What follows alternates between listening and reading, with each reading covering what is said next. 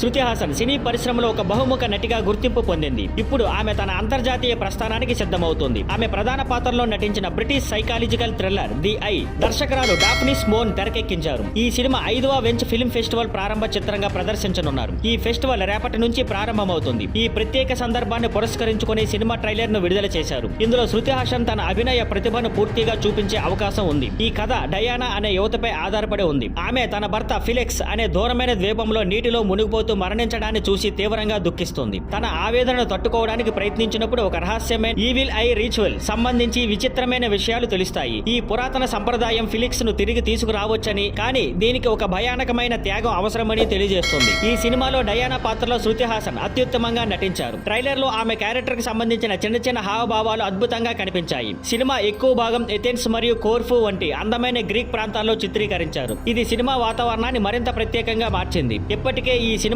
London independent film festival మరియు Greek international film festival లో ప్రదర్శించబడింది. Thank you for watching. Please like, share and subscribe.